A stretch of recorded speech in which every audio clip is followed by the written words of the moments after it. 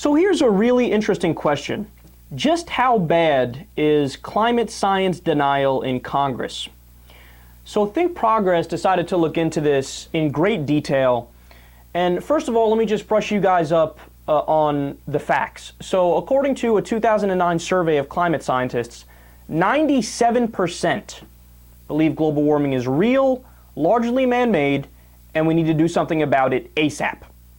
On top of that, there was a meta-analysis done of all the peer-reviewed climate science studies from 1992 to 2012, 20 years of research, well over 12,000 separate studies.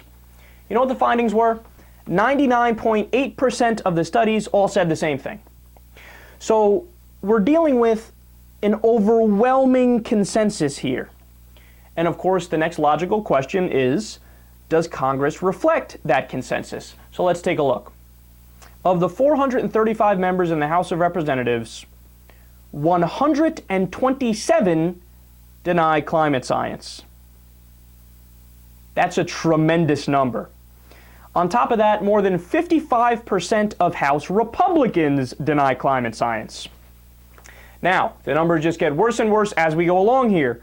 90% of House Republican leadership denies climate science. Understand something. That's not an accident. That's by design.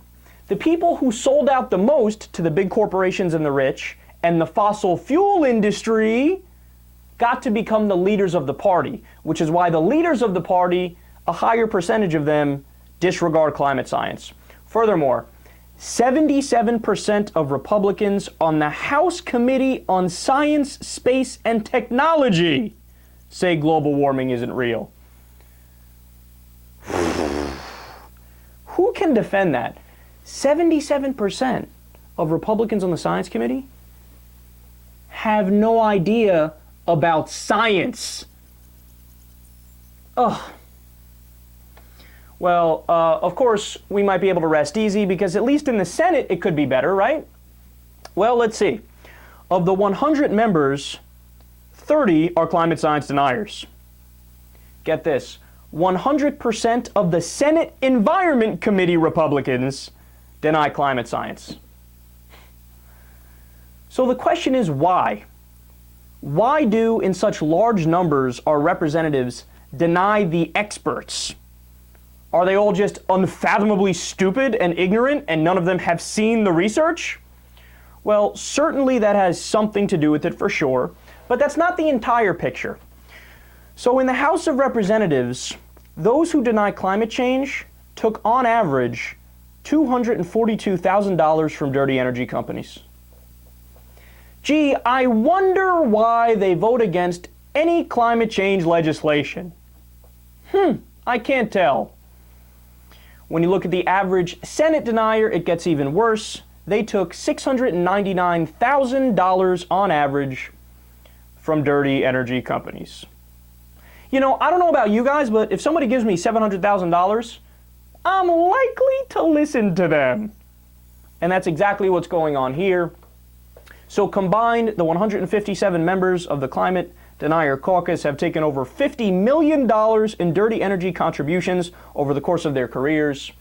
Meanwhile, the 378 other members of Congress and senators have only taken $33 million in total.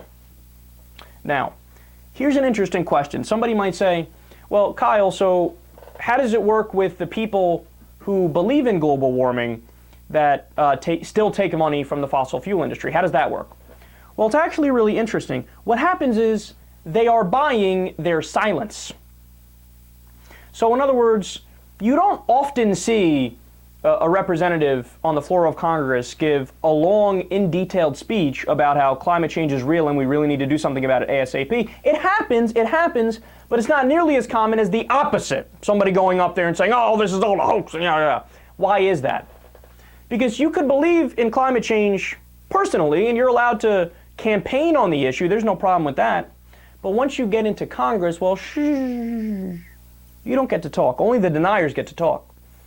We paid you X amount of money for you to hush your lips. Look, what we have here is a situation where big business has totally bought our government.